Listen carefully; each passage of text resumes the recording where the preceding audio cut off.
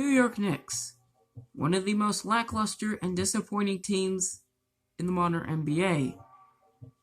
From trades, draft picks, and moves that make you want to feel like, what are you on?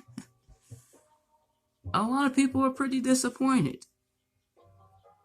And a lot of their moves today are pretty questionable and pretty stupid.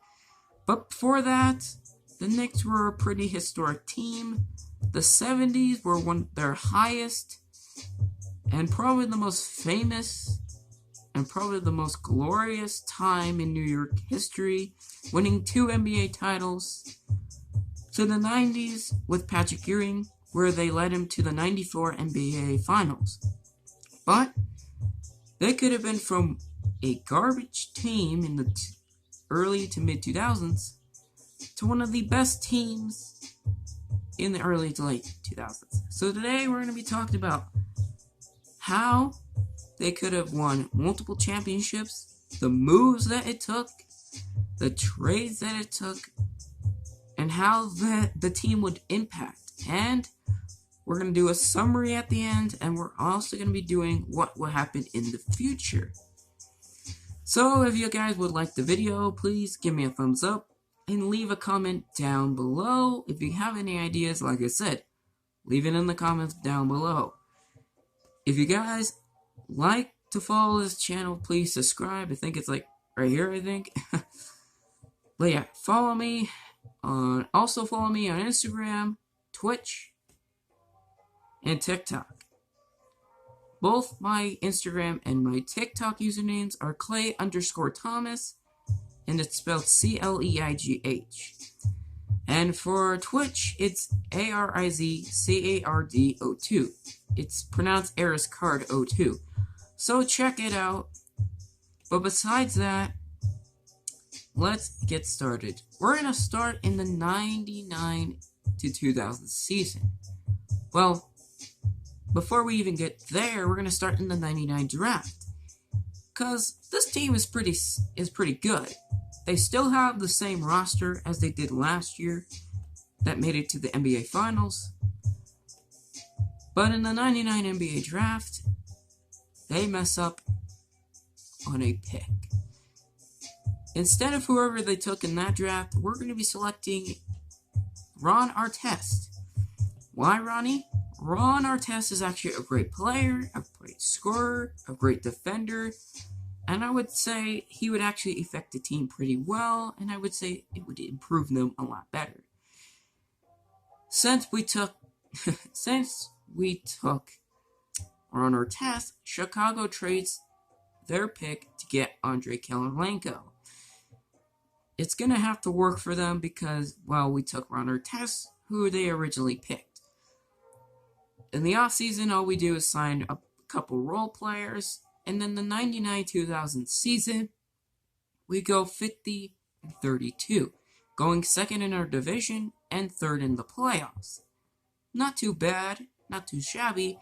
That's actually a lot better than we did last year, especially in the 98-99 season. Ugh, that was horrible. Anyways, in the 2000 playoffs, in the first round, they sweep the Raptors 3-0. In the semifinals, they take on the Heat again. Well, they took them on in the first round, but this is a revenge match from the Heat, and they take it all the way to Game 7, where basically Allen Houston shoots a 3-pointer to win themselves Game 7 and make it to the Eastern Conference Finals. That's where the Pacers come in and put a halt to the Knicks. They stop them in 6 games, and they lose the Eastern Conference Finals. In the 2000 NBA Draft, they trade their first and second round pick and Kirk Thomas for Ben Wallace. This is great because we do need a superstar center that can defend down low. Plus, around this time, not a lot of people were expecting him to blow up like he did before. So I would say he's going to still do that, but instead of doing it in Detroit, he's going to do it in New York. In the offseason, they sign another role player, and in the 2001 season, they go 52-30 with the same result. They go second in the division and third in the playoffs. This time, this wouldn't be good. This would be a little worse. In the playoffs, in the first round, they take it to Game 5, where the Knicks have to save themselves, and they do. They beat the Hornets, and they go to the Eastern Conference semifinals. That's where they take it to a Game 7 series with Ray Allen and the Bucks. Unfortunately, though, Ray Allen was dominating, and the Bucks team was actually pretty good, so they lose in 7 games. Another kind of disappointing year for the Knicks.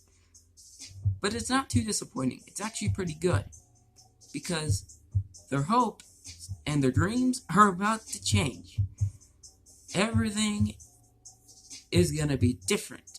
In the 2001 NBA draft, we draft Michael Wright like we originally did. So we don't make any changes in the draft. In the offseason, instead of just letting him go and retire, we're going to keep Larry Johnson.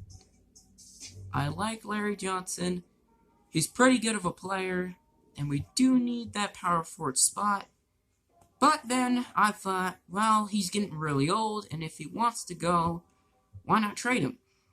So we traded Larry Johnson and our first round pick for the next draft for the Suns pick in 2002. And that pick will become the 9th pick.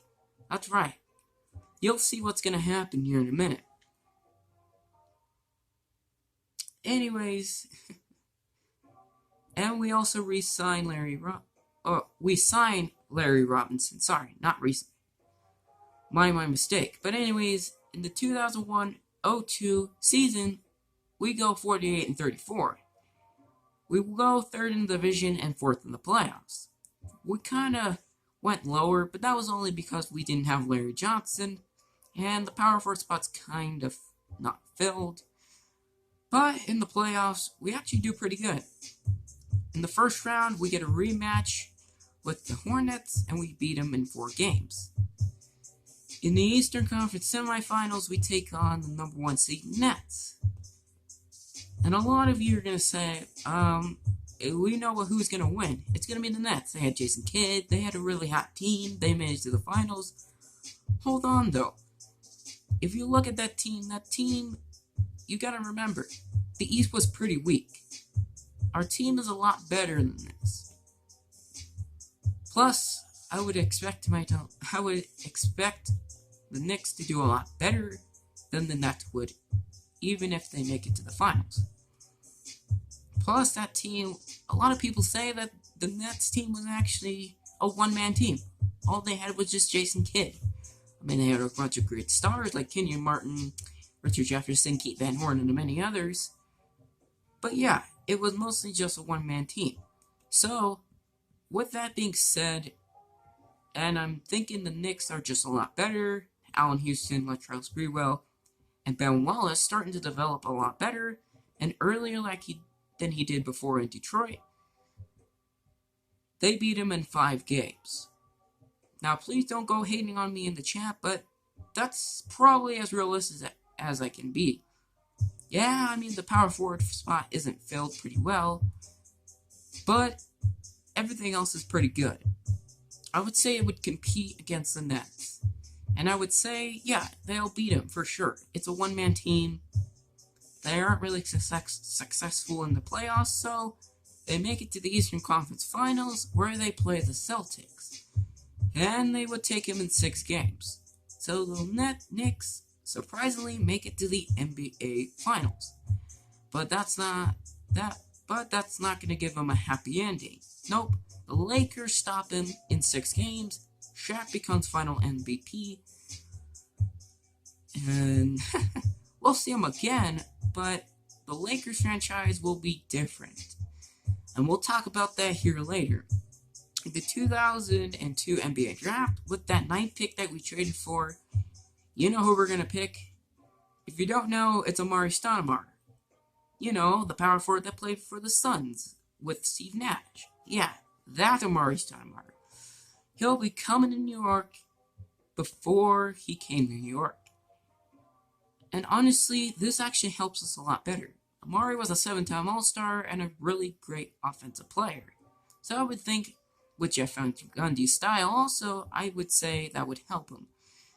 With the Suns' 24th pick that we trade, they select Carlos Boozer. They have to because not allowed. Power forward was a pretty strong position in the draft, but those were the two top power forwards in the draft.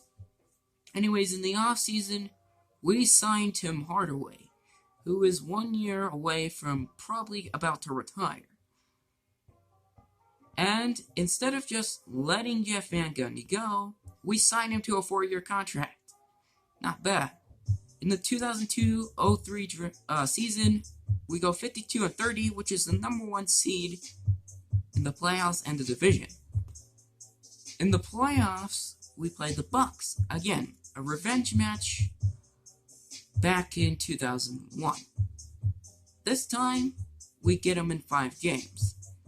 In the second round, we beat the Pacers in 6. In the Eastern Conference Finals, again, like the Nets last year, I would say they would lose to the Knicks. This time they don't have Keith Van Horn, who was pretty big in the team and helped them make it to the finals last year, but they didn't. And now they got rid of him, so the team was a little worse. So yeah, they lose in 5 games. Then they play in the finals against the Spurs, where they make it to a game 7. But I would say, honestly, the Knicks have better team experience and playoff experience, and they win in 7 games. And Latrell Sprewell becomes Finals MVP. In the 2003 NBA Draft, we trade Tim Hardaway and a first-round pick for the Wizards' first-round pick. Just to let you know, that Wizards pick that we traded for was actually the same pick that we had in the 2003 NBA Draft, which was the 9th pick. So, with the 9th pick, we select Leonardo Barbosa from Brazil. And in the second round, we pick Matt Bonner. That's right, the Spurs are getting a little weak. In the offseason, we signed Robert Horry in free agency.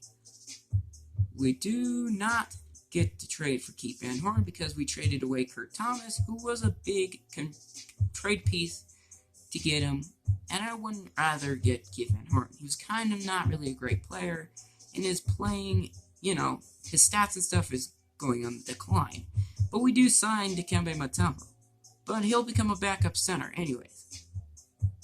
And the Penny Hardaway, Stephon Marbury trade that we get will still happen. So we get Penny Hardaway, Stephon Marbury, and some role player, and we trade away Howard Isley, Antonio McDyess, Charlie Ward, Milo Vucic, and 2 first-round picks. That's not too bad, though. In the 2003-2004 season, we go 64-18. We become the number 1 seed again. And in the playoffs, the Knicks sweep the Celtics. In the second round, we take the Detroit Pistons to 6 games where we beat them. In the Eastern Conference Finals, we played the Pacers again, but this time we beat them in 6. The team is just really good. And in the NBA Finals, like I said, the Lakers make it to the finals, but this year was not their year. Kobe had his sex trials, his courts and stuff that he had. Shaq was just being a big douche.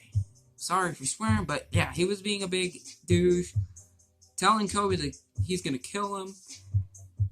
Gary Payton and Karl Malone's game and production was lower, and they were just getting really old. And that bench was just pretty awful. Besides Rick Fox, it was just not really great. So, safe to say, we beat them in 5 games like the Detroit Pistons. Ron Artest becomes the new Finals MVP. And in the 2004 draft, with our second round pick, we select Trevor Ariza, like we originally did. In the offseason, we trade. A surprising trade happens. Kobe Bryant is sick and tired of the Lakers franchise. They're happy that they got rid of Shaq and many other players, but they lost so much that they're now a one-man team. Karl Malone retired. Gary Payton went to Boston. Shaq goes to Miami. Derek Fisher goes to Golden State. And I think Rick Fox leaves or retires. I don't remember. But yeah, he would have to carry this team by himself. But he comes up with an idea. And he sees the opportunity. And that is, if you can't beat him, join him. That's right. He's going to do a snake move. So, the Knicks trade Allen Houston, Penny Hardaway, Dikembe Mutombo, a first-round pick, and Matt Bonner for Kobe Bryant. So we get him, and we sign Kurt Thomas in free agency because he hasn't done pretty well with the Detroit Pistons. Plus, now with Rasheed Wallace, it's definite they're not going to keep him. And we also signed Jamal Crawford, so that's pretty good for us. So that was not bad of an offseason. Probably the best we have ever seen. Anyways, in the 2004-2005 season, we go 65-17, which is also the first seed of that year. In the playoffs, we sweep the 76ers. In the Eastern Conference semifinals, we beat the Pistons in 5 games. In the Eastern Conference Finals, we take on the Heat with Shaq. But besides that, the team wasn't ready for the finals yet. They were 1 year away, but yeah, we beat them in 6. And in the NBA Finals, we take on the Spurs, but this time we beat the Spurs in 6. Kobe Bryant becomes the new Finals MVP.